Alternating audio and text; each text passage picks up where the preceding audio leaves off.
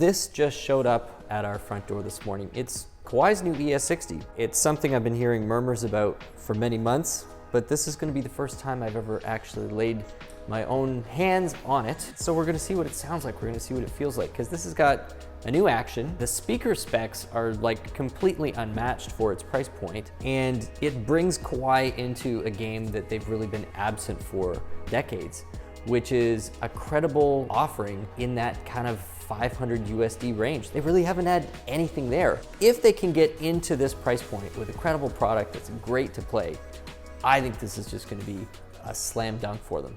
Let's see if they've actually pulled it off.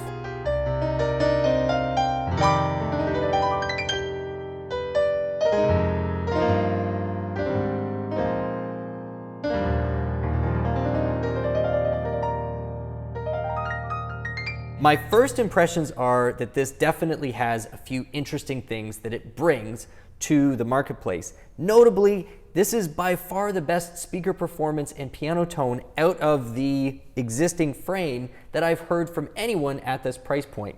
Just straight up. It's got more powerful speakers, and the breadth and the depth of the sound for its acoustic piano is really pretty impressive. And this is what we're talking about in terms of the speaker and the tone.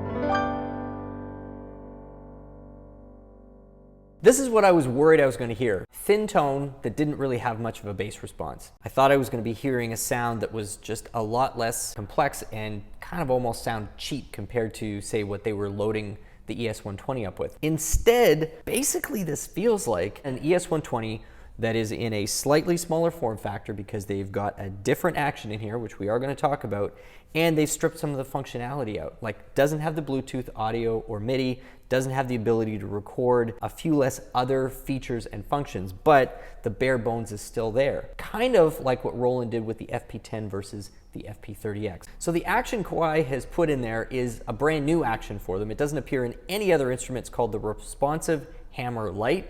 We'll have to see over time whether this makes its way into other instruments or not. Maybe even a sub 88 note instrument with weighted action. Who knows? Anytime you really compress an action, one of the things that's really hard to engineer out is a major change in the resistance and the weight that you have to press to get the key to move, whether you're playing it close to the outside or as you move in. Normally what happens the shorter you get a key is the weight out here might feel right, but the minute that you start moving towards the middle or the back, the resistance you need to press dramatically increases. And this is just basic physics of a lever. They have managed to compensate for that. So when I'm playing here versus here versus here, I really have to get almost back to the back, like 5th or 6th of the note, before I have any really detectable change in resistance. And so you have still a very natural feel on this action.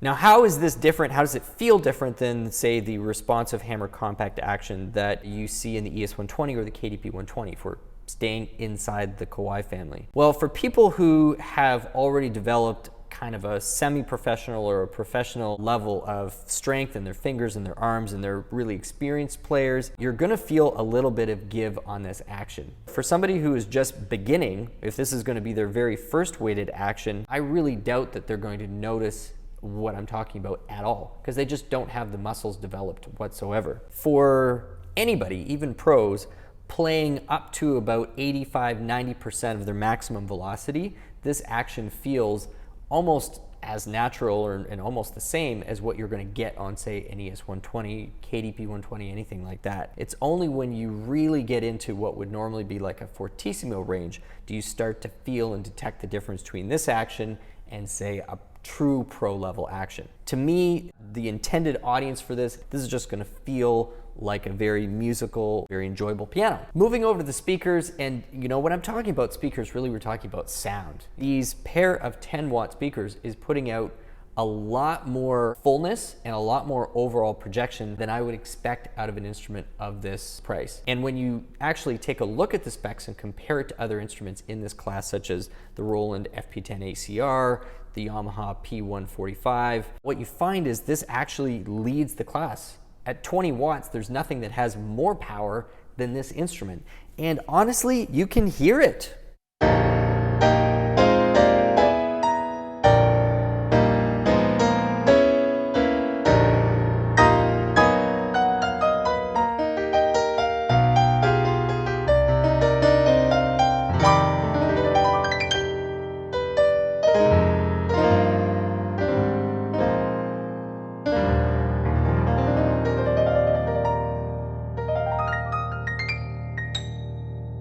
Now, driving that speaker is the harmonic imaging engine. It's not one of the more complex ones. This is one of the more basic tech packages that Kawai issues, but it's an updated sample that's gone into this. The basic sound resource that tone engine is drawing off of is the same sample set that they are using in the KDP-120 and the ES120. So the quality of that tone is great. I love the fact that this has got the twin 1/4-inch outputs. This is an easy thing to throw on your shoulder and walk a block if you needed to. We're under 25 pounds for this instrument, which makes it one of the lightest in the marketplace. The interface is nice and clean. We've got a sound button and a function button. Between the two of them, you can access pretty well all the functions you've got, which does include a split function and a dual mode function, transpose, metronome, easy tempo input, which is nice, as well as a small bank of rhythms that you can also play on there, easy to access. Pretty well one button. So overall, here are my takeaways. First of all, this is definitely not an afterthought or an insufficiently developed product for the price point. I'm gonna be eager to do some comparing of this instrument to some of the others we've already mentioned in the video in the next week or two, as we're really gonna get to know this new beast. But thank you so much for joining us for this first look and review of Kawai's new ES60. My name's Stu Harrison, this has been Merriam Pianos. Thanks so much for joining us. If you've enjoyed the video, consider subscribing because we'd love to have you back. Take care and we'll see you soon.